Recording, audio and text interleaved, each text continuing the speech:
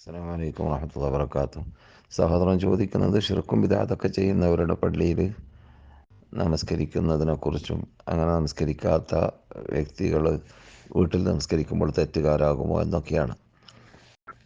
വാസ്തവത്തിൽ നമ്മുടെ അഖീദ ഉൾക്കൊള്ളാത്ത ചോദ്യവക്താവ് പറഞ്ഞതുപോലെ ഷിർക്ക്, പ്രകടമായ ഷിർക്ക്, വ്യക്തമായ ഷിർക്ക് ചെയ്യുന്നതായ ഇമാം, അവിടെ നിസ്കരിക്കുന്നവരാരെന്നുള്ളതല്ല, അങ്ങനെയുള്ള ഇമാം, ആ ഇമാമിൻ്റെ വേക്കൽ നിസ്കരിക്കാൻ പാടില്ല. പള്ളിയിൽ നിസ്കരിക്കുന്നതോട് വിരോധമില്ല. പള്ളി മുസ്ലിങ്ങളുടേതാണല്ലോ പള്ളി.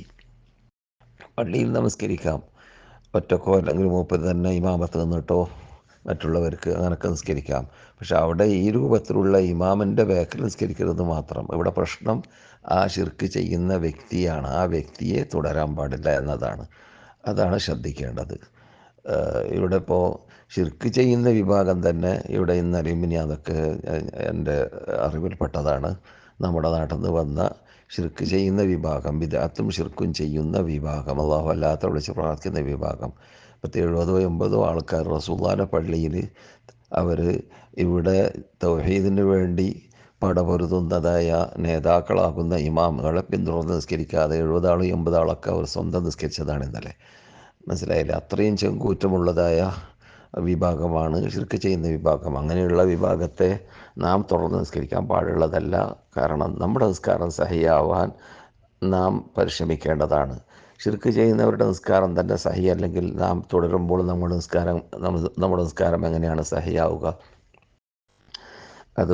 അത് അങ്ങനെയുള്ളവരെ ഉപദേശിക്കുക, നിർദ്ദേശിക്കുക. ഖുർആനിൽ നൂറോളം പ്രാവശ്യം അല്ലാഹു സുബ്ഹാനഹു വ തആല തുടർച്ചയായിട്ട് മടക്കി പറഞ്ഞ വിഷയമാണ്. 111 പ്രാവശ്യം അല്ലാഹു അല്ലാത്തവരോട് വിളിച്ച് പ്രാർത്ഥിക്കാൻ പാടില്ല എന്ന ദുആ യദ്ഉ എന്ന മുസ്തഖാത്ത് ഉപയോഗിച്ചുകൊണ്ട് അള്ളാഹ് സംസാരിച്ചിട്ടുണ്ട്. 91 പ്രാവശ്യം അള്ളാഹുവിനോട് മാത്രമായിരിക്കണം പ്രാർത്ഥിക്കേണ്ടത്, മറ്റുള്ളവരോടല്ല എന്നർത്ഥം കുറിക്കുന്നതായ ആയത്തുകൾ ഖുർആനിലുണ്ട്. ഇതൊക്കെ ഉള്ളതോടുകൂടി അതൊക്കെ ഒഴിവാക്കി, അതൊന്നും അംഗീകരിക്കാതെ അള്ളാഹു അല്ലാത്തവരെ അള്ളാഹുവിനോട് വിളിച്ച് പ്രാർത്ഥിക്കും പോലെ അള്ളാഹു അല്ലാത്തവരെ വിളിച്ച് പ്രാർത്ഥിക്കുക എന്നത് പരാക്രമമാണ്, ഏറ്റവും വലിയ ദുൽമാണെന്നാണ് അള്ളാഹു ഖുർആനിൽ പറഞ്ഞത്. ഇന്ന ശിർക ലദുൽമുൻ അദീം. ഏറ്റവും വലിയ ദുൽമ്, അത് ഏറ്റവും വലിയ അക്രമം, പരാക്രമം, അതാണ് ശിർക്ക് എന്ന് പറഞ്ഞാൽ.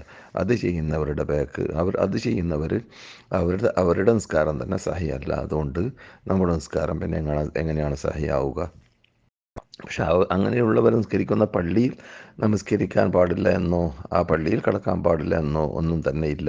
പള്ളി മുസ്ലിങ്ങളുടേതാണ്. പള്ളിയിൽ നമുക്ക് സ്വന്തമായിട്ടോ അല്ലെങ്കിൽ നമ്മുടെ നാം ഇമാമായിട്ടോ നമസ്കരിക്കാവുന്നതാണ്. അതാണ് ഈ കാര്യത്തിൽ മനസ്സിലാക്കേണ്ടത്. ഇനി ജുമാഅൊക്കെ ആണെങ്കിൽ തൗഹീദുള്ളവരുടെ പള്ളി എവിടെയാണെന്ന് അന്വേഷിച്ചിട്ട് അവിടേക്ക് വണ്ടി കയറി പോയാലും മതിയാവുന്നതാണ്, അല്ലെങ്കിൽ പോകേണ്ടതാണ്. തൗഹീദുള്ളവരുടെ പള്ളി അന്വേഷിച്ചിട്ട് ജുമാ നമസ്കരിക്കാൻ. അസ്സലാമു അലൈക്കും വറഹ്മത്തുള്ളാഹി വബറകാതുഹു.